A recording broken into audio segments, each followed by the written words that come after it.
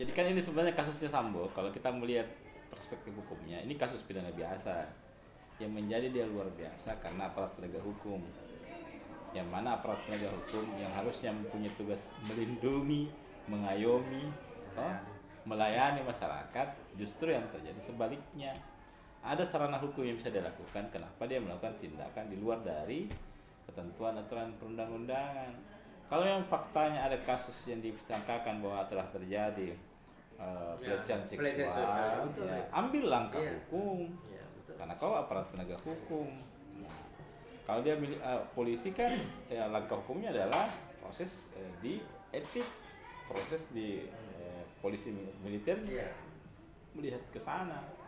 Bahkan sebenarnya juga harusnya ini kan ada pemberatan hukuman. Di KUHP itu kan dinyatakan ketika dia aparatur sipil negara ataupun dia aparat penegak hukum, ada pemberatan. Dia tidak boleh sama dengan warga biasa ketika dia melakukan suatu tindakan. Nah, seperti itu. Nah, kalau saya sih sebenarnya entah kenapa ini ditarik-tarik ke pelanggaran HAM. Kalau saya tidak ada kaitannya. Tidak ada. Tidak ada. Seperti saya bilang tadi Pak Padli itu, tidak ada ini katanya. Ini memang ini konteksnya memang pidana murni. Pidana murni. Nah, entah apa maksud dari negara sehingga ini di blow up. Ini kan itu kan sebenarnya dia kalau kita melihat di asas juga itu dia melanggar di KUHP. Sidang itu sebenarnya tidak boleh live seperti ini.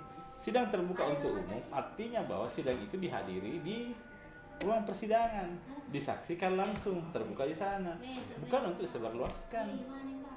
Nah, kalau model di Inggris yang dia pakai itu, nanti setelah ditetapkan orang dia bersalah, baru diumumkan ke publik bahwa si Baca melakukan. Itu kan kasusnya kemarin viral di Inggris itu. Ada orang Indonesia yang viral itu, ada kurang lebih 40 warga negara asing, saya tidak salah itu, dia lakukan pelecehan seksual ke warga negara asing. Jadi dia mabuk, dia bawa masuk ke apartemennya, dia lecehkan, dia sodomi apa tuh. Nah, tetapi di sana itu nanti setelah diputus pengadilan dan nanti dia masuk di penjara, barulah diumumkan. Kita kan di sini baru ditangkap, diliput di media. Artinya kan sebenarnya juga kalau kita diliput media begitu kan, asas praduga tak bersalah hilang, Pak. Karena hak-hak tersangka itu seolah-olah dimatikan di situ. Raya pada pers setelah punya persnya. Itu yang saya pernah tulis di ketika aku berbicara. Kasus tentang Jessica kan. Ada kan saya tulis itu kan. Berbincang kopi mati di warung kopi kasus Jessica karena pers itu sudah melakukan trial pada pers. Hampir semua orang hampir semua orang bilang Jessica pembunuhnya. Padahal walaupun kau tulis di situ tanda tanya, Pak kan dalam berproses Pak. Ini namanya terjadi trial by the pers, penghukuman oleh media.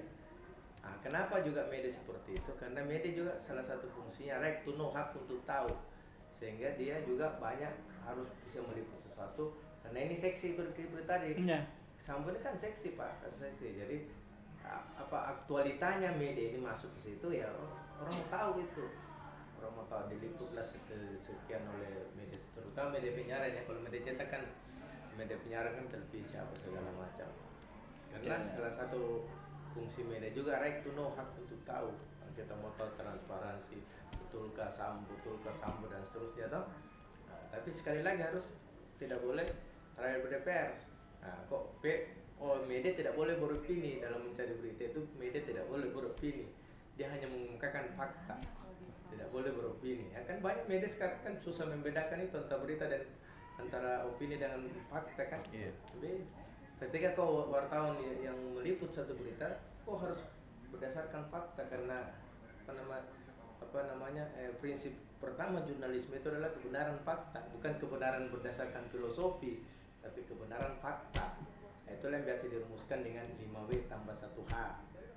Ya, itu rumusan strike news ya dalam hukum media gitu. Ya, itu adalah kalau prinsip Bilkovas itu prinsip pertama itu kebenaran fakta. Artinya wartawan ketika meliput tidak boleh beropini. Nah, inilah banyak berita-berita seorang gembong narkotika ditangkap oleh polisi. Siapa yang bilang gerbong? Kau hanya melihat fakta orang ditangkap. Yang kau beropini gembong Nanti pada saat diproses sidang terus terbukti bahwa dia gembong barulah kau begitu. Inilah kesalahan media Pak. Iya. Saya kira ada kebebasan pers. Betul, kebebasan pers tidak bertanggung jawab Pak.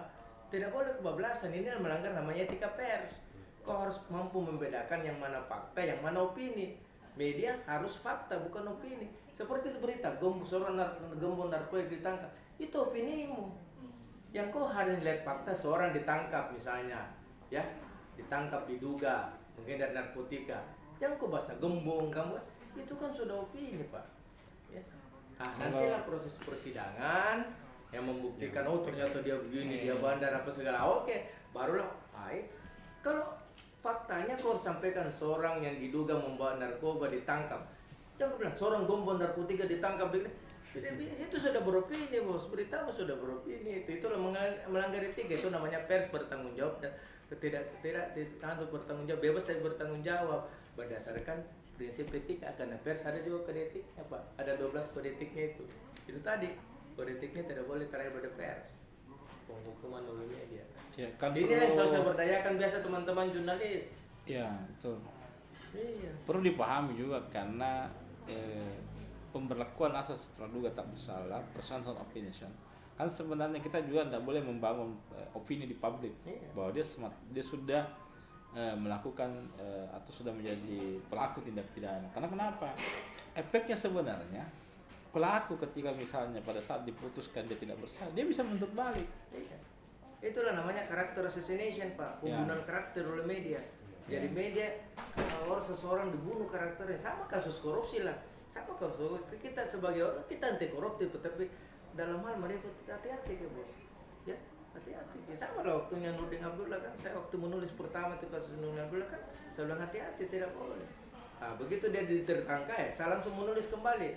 Buah OTT menghasilkan buah OTT menghasilkan pembuktiannya, akhirnya di Tenggarai 2 cukup buktiannya, sudah tersangka. 2 tulisan itu kasus muncul itu waktu orang bilang orang berdebat tentang OTT, saya bilang hati-hati Ki, terminologi hukum ini diksi hukum. Beda dengan tangkap tangan dengan operasi tangkap tangan. Kalau operasi tangkap tangan Pak beda desain. Makanya kan orang udah nggak perlu atau tidak OTT. Iya tidak OTT, tidak tangkap tangan karena tidak ada lokasi. Iya.